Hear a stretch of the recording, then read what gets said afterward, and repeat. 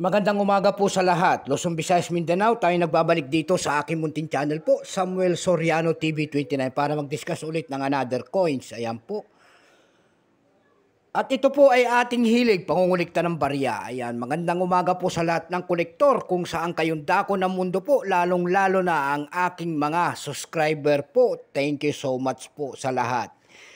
Ayan, yun namang hindi nakapag-subscribe dito sa aking YouTube channel at gusto nyo ang ganitong mga topic po about coins. Ayan, siniselling natin ang kanilang mga halaga kung magkano na talaga sa mga online selling natin. Ayan po.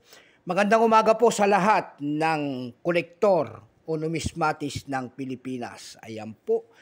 Magpapasalamat din po ako sa nanonood doon sa aking FB page po. Ayan, Samuel Soriano rin. Maraming salamat po sa lahat. Ayan.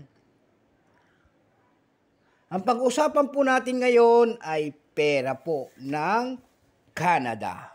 Ayan. Canada coins. Ayan, magandang umaga po sa lahat. Ayan. Ang pag-usapan po natin ngayon ay world coins. Ayan, year 1996 po. Ayan, $2. Ayan, oso. Bago tayo magsimula sa ating talakayan, kilalanin mo muna natin siya. Siyempre po, issue po, Canada. Period, Queen Elizabeth II, 1952 hanggang 2022 po. Type, Standard Circulation Coins, years, 1996 hanggang 2003. Ayan po. Value nito, $2 po. Currency, Canadian dollar, 1858, up to date po. Composition po nito ay by metallic aluminum bronze, center in nickel ring. Ayan. May bigat lamang po itong 7.3 grams, may habang 28 mm. May kapal po naman itong 1.8 mm. Hugis po, bilog. Orientation nito, middle alignment. Ayan po. Number N-476. Reference number CH-RC-1000. Ayan. Ito pong year 1996 po na ginawa ng Canada, ito po ay 92%. Ayan po, kung ilang piraso naman ito po ay 375 million. 483,000 piraso po. Ayan, napakarami rin. May price na po doon sa ating numista kung tawagin ng ating mga kolektor. Yung kanyang very fine, 100. Extra fine, 120. Yung almost uncirculated nito ay nagkakahalaga na ng 150. At ang uncirculated niya ay mayroong halagang 260 pesos. Ayan.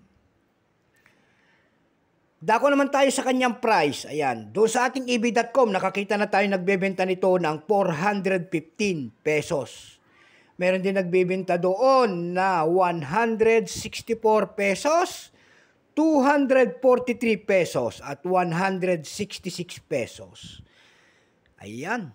Dako naman tayo sa kanyang doon sa kabilang site. Yon, ayan po. Doon sa ating carousel page nito, may nagbebenta po ng rare coins daw. Ayan po. Ang seller po ay si Christian J. Ayan.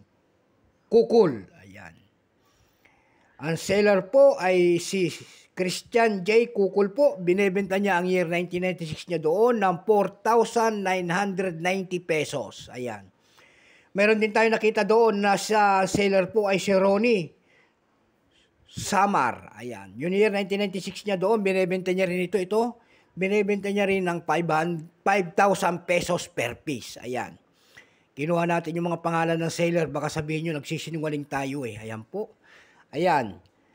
Nakita nyo sana kung magkano talaga ang kanyang halaga. Ayan po. So hanggang dito na lamang po. Sana naliwanagan kayo. Hanggang dito na lamang po. Luzon, Visayas, Mindanao. Kung saan kayong dako na mundo po. Keep safe po sa lahat and God bless.